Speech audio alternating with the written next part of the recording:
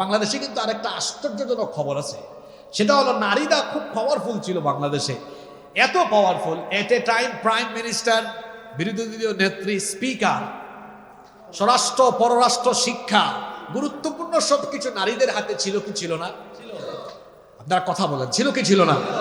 এই যে নারীদের হাতে এত পাওয়ার, এত ক্ষমতা থাকা সত্ত্বেও 32 বছরের ক্ষমতা, বাংলাদেশে কি নারী নির্যাতন বন্ধ হয়ে গিয়েছে নাকি?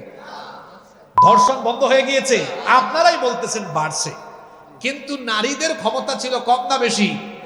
এত ক্ষমতা তারা পাইলেন, নারী নির্যাতনও বন্ধ হলো না, ধর্ষণও বন্ধ হলো না, আরো বেড়ে গেল। আর চাচাদের 22 বছর অ্যাড করলে 54 বছর। আমি চ্যালেঞ্জ করে দিলাম, চ্যালেঞ্জ করে এই চাঁদপুর থেকে বলে দিলাম, মানুষের তৈরি করা আইন দিয়ে কখনো সমাজ এবং রাষ্ট্রে 100% ন্যায়, ইনসাফ, সুবিচার প্রতিষ্ঠা করা যায় না। যায় না যে আমি আপনাকে চোখে আঙ্গুল দিয়ে দেখাই, আমার দেশ স্বাধীন হয়েছে আজকে 54 বছর। জোরে বলেন, কত বছর? 54 বছরের মধ্যে 32 বছর 2 জন নারী রাষ্ট্রপ্রধান হিসেবে তারা রাষ্ট্র পরিচালনা করেছে। আর বাকি থাকলো কত? 22 বছর। 22 বছর বহু চাচা মিলে চালাইছে। তাহলে পুরুষ এগিয়ে না নারী এগিয়ে? এই যে 54 বছরে নারী পুরুষ উভয়ে মিলে তারা দেশটা চালালেন, এখানে কোনো রাজনৈতিক কথা হবে না।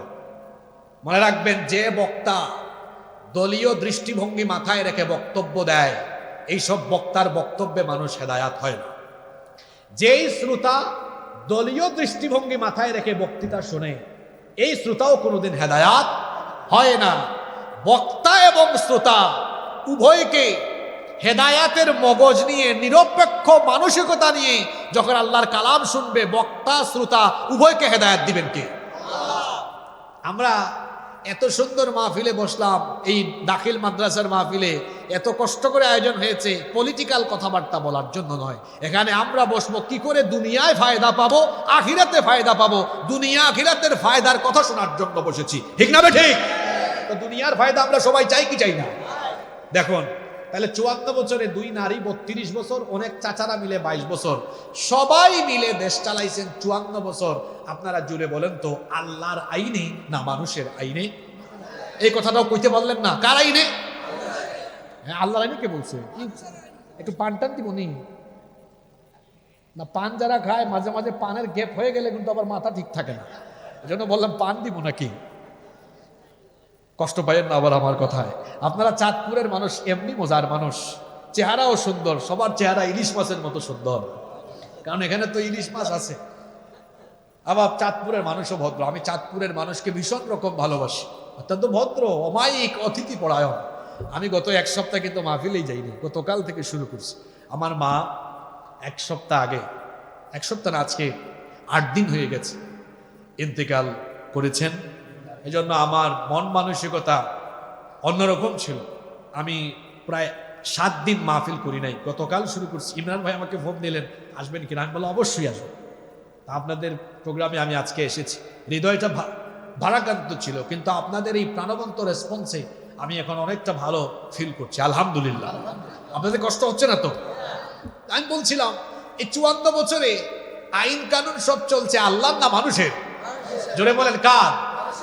একটু বলে ফেলি আমি, এই যে 32 বছর 2 নারী চালালেন, একজনের জন্য আমরা একটু আগে দোয়াও করলাম, কারণ তিনি আলেম উলামা বা ইসলামের বিরুদ্ধে কোনো কাজ করেন নাই, কথা বলেন নাই তিনি, এজন্য তার প্রতি একটা সম্মান আছে না নাই?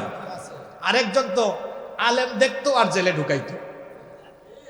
কথা বলেন, আলেম দেখলেই আর দাড়ি টুপি দেখলেই জেলে ঢুকাইতো, ইচ্ছা মতো জুলুম নির্যাতন করেছে। আলেমদের চোখের পানি অভিশাপ হয়ে তার উপর নেমে এসেছে আল্লাহর গজব হয়ে, যার কারণে তাকে চোরের মতো পালিয়ে যেতে হয়েছে। এই 2 মহিলা তারা 32 বছর রাষ্ট্র পরিচালনা করলেন। বাংলাদেশে কিন্তু আরেকটা আশ্চর্যজনক খবর আছে, সেটা হলো নারীরা খুব পাওয়ারফুল ছিল বাংলাদেশে। এত পাওয়ারফুল, এট এ টাইম প্রাইম মিনিস্টার, বিরোধী দলীয় নেত্রী, স্পিকার, স্বরাষ্ট্র, পররাষ্ট্র, শিক্ষা, গুরুত্বপূর্ণ সবকিছু নারীদের হাতে ছিল কি ছিল না? আপনারা কথা বলেন, ছিল কি ছিল না? এই যে নারীদের হাতে এত পাওয়ার, এত ক্ষমতা থাকা সত্ত্বেও 32 বছরের ক্ষমতা, বাংলাদেশে কি নারী নির্যাতন বন্ধ হয়ে গিয়েছে নাকি? ধর্ষণ বন্ধ হয়ে গিয়েছে? আপনারাই বলতেছেন বাড়ছে, কিন্তু নারীদের ক্ষমতা ছিল কম না বেশি? এত ক্ষমতা তারা পাইলেন, নারী নির্যাতনও বন্ধ হলো না, তারপরে ধর্ষণও বন্ধ হলো না, আরো বেড়ে গেল। আর চাচাদের 22 বছর অ্যাড করলে 54 বছর। মানুষের আইন দিয়ে চলছে তো চলছে বিচার, ওই যে চলছে গাড়ি তো চলছে এইরকম বিচার চলছে তো চলছে, কিন্তু দেখা যায় নারী নির্যাতনও বন্ধ হলো না, নিপীড়নও বন্ধ হলো না, ধর্ষণও বন্ধ হলো না। বরং আমরা দেখেছি দিন দিন অবস্থা এত সিরিয়াস হচ্ছে। গত কয়েক মাস আগে মাগুরায়, তাও ঘটনা ঘটছে রমজান মাসে সম্ভবত, ছোট্ট এক বোন আমাদের 8 বছর বয়স। ঘটনা কি রমজান মাসে হয়েছিল নাকি? রমজানে না? রমজানে হয়েছে না? রমজানে হয়েছে। আল্লাহু আকবার। চিন্তা করেন, এক পরিবারের 3 নরপিশাচ আমার বোনটির উপরে পাশবিকতা চালায়। অতঃপর সে প্রায় 4-5 দিন হাসপাতালে থেকে খুব কষ্ট পেয়ে পেয়ে দুনিয়া ছেড়ে চলে গিয়েছে। আমার বোন এই নির্মম পরিস্থিতির শিকার হয়ে দুনিয়া থেকে চলে গেল। তার কবর হলো, কবরে এখন ঘাস উঠে গেছে। আপনারা বলেন আমাকে, তার ধর্ষণকারীরা এখনো বেঁচে আছে না? কথা বলেন না কেন আপনারা? আদালতে আল্লাহর আইন না মানুষের আইন? আমার দেশে এমন কিছু বিশ্ববিদ্যালয় আছে যেখানে ধর্ষণের সেঞ্চুরি হয়েছে, আবার ধর্ষককে ফুলের মালা দেওয়া হয়েছে। কি আমি কি মিথ্যা বললাম নাকি? আমার দেশে এমন কিছু ব্যবসায়ী আছে ধর্ষণের অভিযোগে অভিযুক্ত, টাকার গরমে আইনকে তার জুতার নিচে ফেলে দিয়েছে, তার কিছুই হয় নাই। এমন ব্যবসায়ী আছে না নাই? আমার দেশে এমন রাজনীতিবিদ আছে ধর্ষণের দায়ে অভিযুক্ত, ক্ষমতার ঠেলায় আইনকে জুতার নিচে কামড়ে ধরেছে, তার কিচ্ছু হয় নাই। এমন রাজনীতিবিদ আছে না নাই? এবার পুরুষোচিত কণ্ঠে আমাকে জবাব দিয়ে বলেন তো, আদালতগুলোতে চলছে আল্লাহর আইন না মানুষের আইন? যে আদালতে মানুষের আইন থাকে, আর এটা এমন আইন যে আইন থাকার ফলে আমার বোন ধর্ষিতা হয়ে কবরে যায় আর ধর্ষক বেঁচে থাকে, সেই আইনের মুখে আমি লাথি মারি। যে আইন থাকলে পরে ধর্ষিতা পৃথিবী থেকে বিদায় নেয়, কবরে চলে যায়, আর ধর্ষক বুক ফুলিয়ে সাদা পায়জামা পাঞ্জাবি পরিধান করে রাস্তায় মিছিল দিয়ে হাঁটে, আর তার সাঙ্গপাঙ্গরা তার গলায় ফুলের মালা পরায়, আর ওইদিকে ধর্ষিতা কবরে চলে যায়, সেই আইনের মুখে আমরা থুতু নিক্ষেপ করি। এবার বলেন দেখি, এর পরিবর্তে যদি আল্লাহর কিতাবের আইন, কোরআনের আইন থাকতো, জবাব আপনারাই দেন। কোরআনে ধর্ষকের শাস্তি কি? জোরে বলেন, জোরে। কথাটা পূর্ণাঙ্গ হয় নাই আপনাদের। হ্যাঁ, পাথর, ঠিক আছে, পাথর মেরে, কিন্তু এখনো পূর্ণাঙ্গ হয় নাই।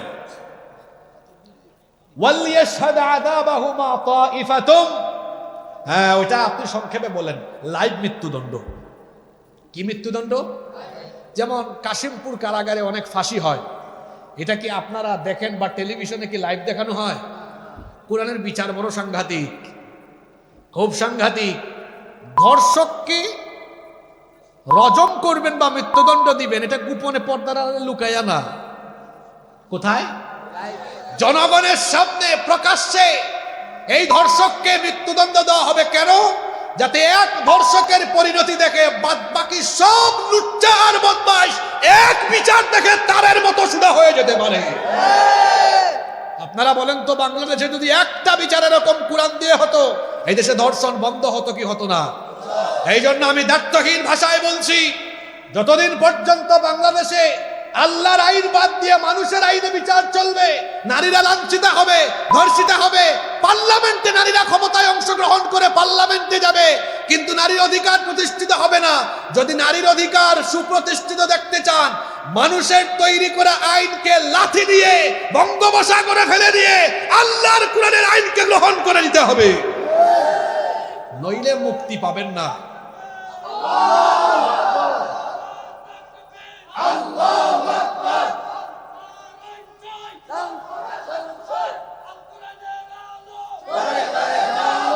সম্মানিত ভাইয়েরা, সম্মানিত বাবারা, আমি আপনাদের স্লোগান শোনার জন্য কথাগুলো বলি নাই।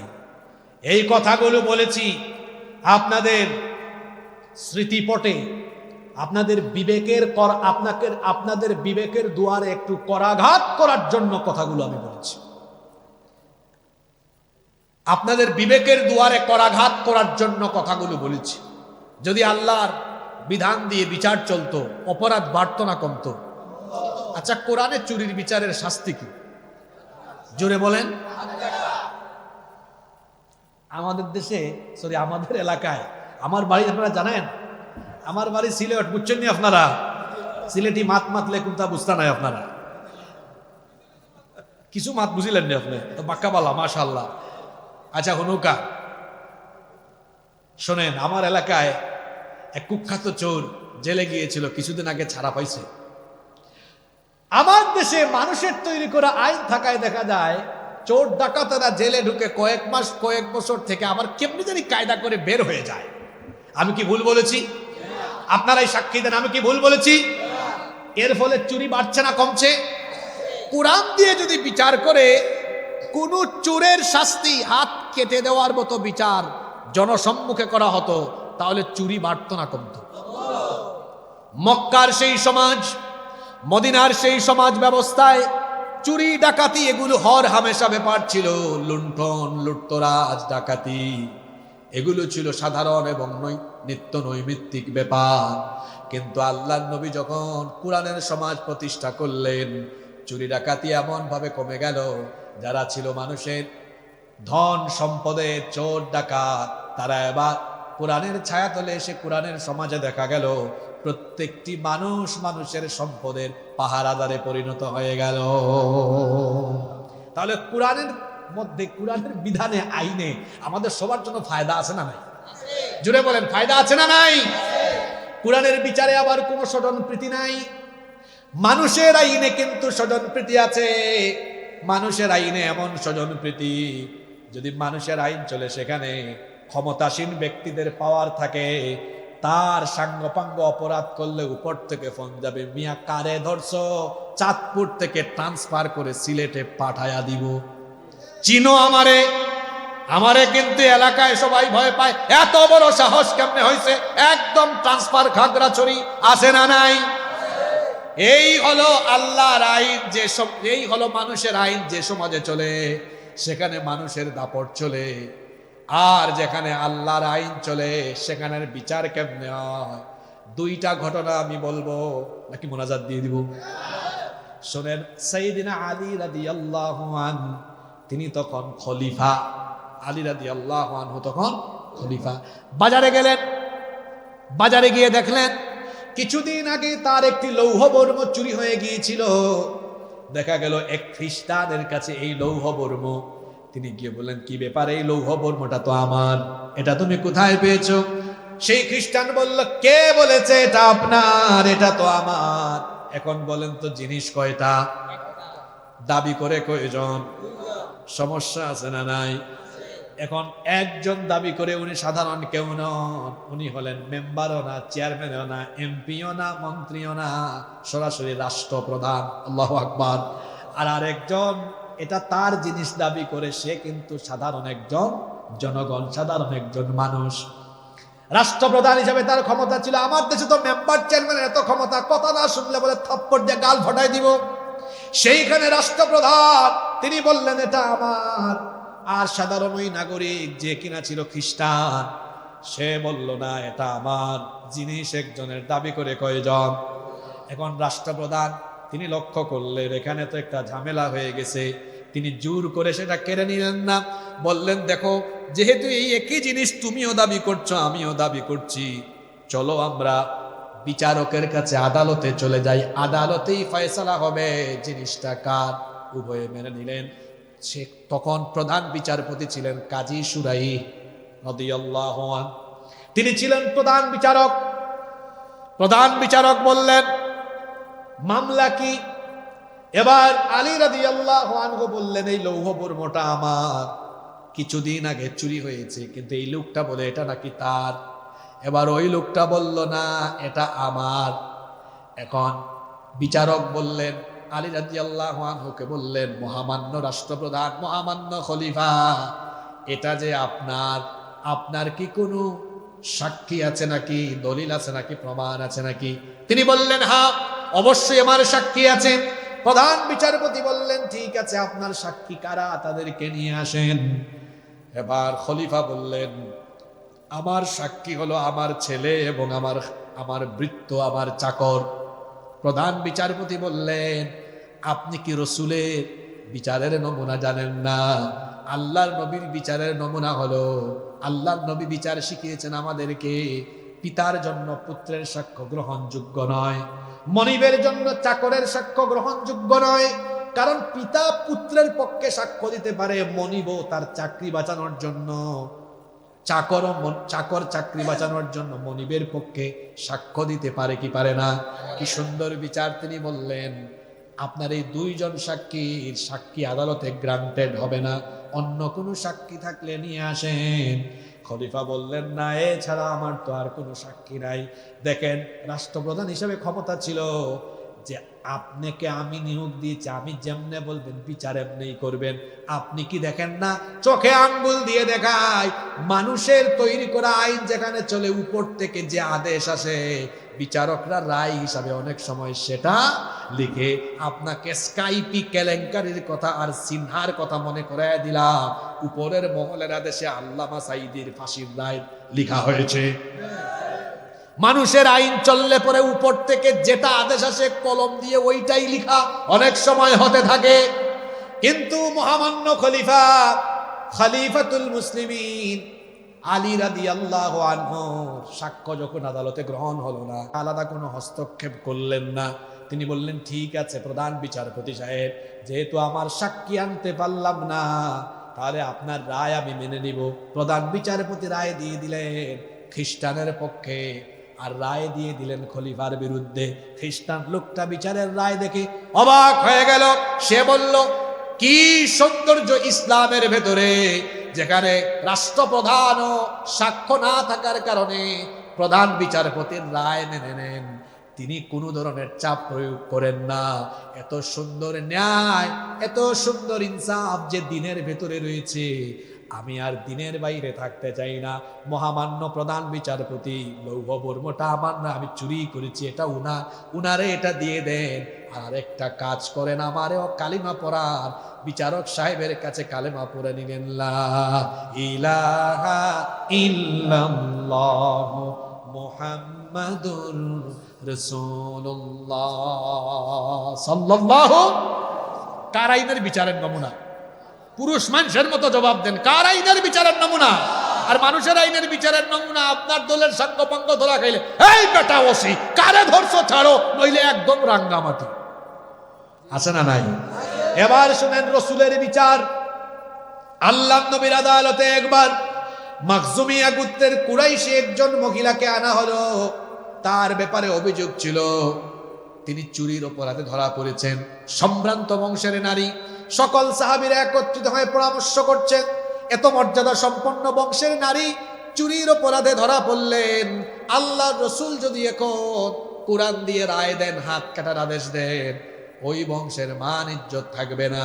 সাহাবায়ে কেরাম এবার পরামর্শে বসে গেলেন। তারা ভাবলেন, দেখি রায় একটু হালকা করা যায় কিনা, তাহলে ওই বংশের মান ইজ্জত কিছুটা হলেও থাকবে। সাহাবায়ে কেরাম পরামর্শ করে সিদ্ধান্ত নিলেন উসামা ইবনু যায়েদ রাদিয়াল্লাহু আনহুকে রাসূলের দরবারে পাঠাবেন। তারা সেটাই করলেন। উসামা ইবনু যায়েদ রাদিয়াল্লাহু আনহু নবীজির কাছে গেলেন।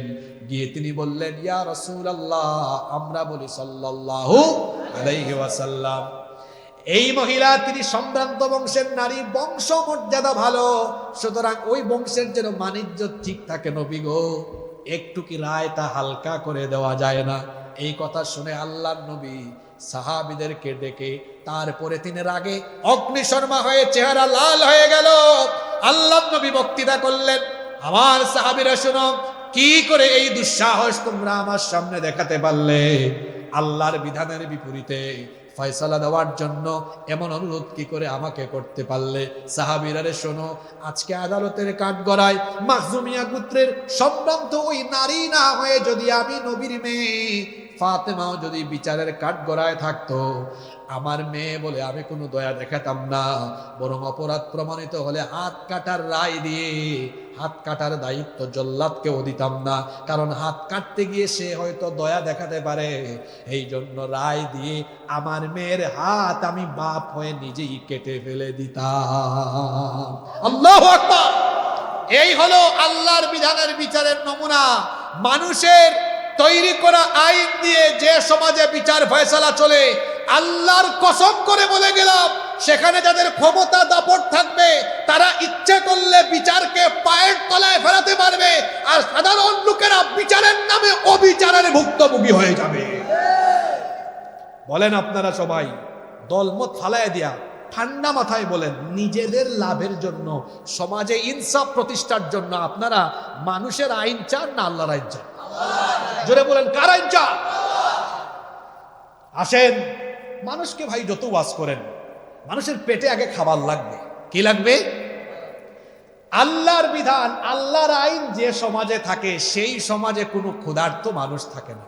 সুবহানাল্লাহ কইতে ইচ্ছে করে না। হ্যাঁ, আমি গলার চাপাবাজি করে এখান থেকে যাব না, বাস্তব ভিত্তিক কথা বলে যাব। কি 8-10 মিনিট সময় দেওয়া যাবে না? শেষ করে দিব। জি, সময় দেওয়া যাবে 8-10 মিনিট?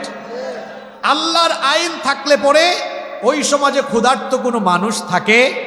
জোরে বলেন, ক্ষুধার্ত কোনো মানুষ থাকে? কেন থাকে না? তার কারণ হলো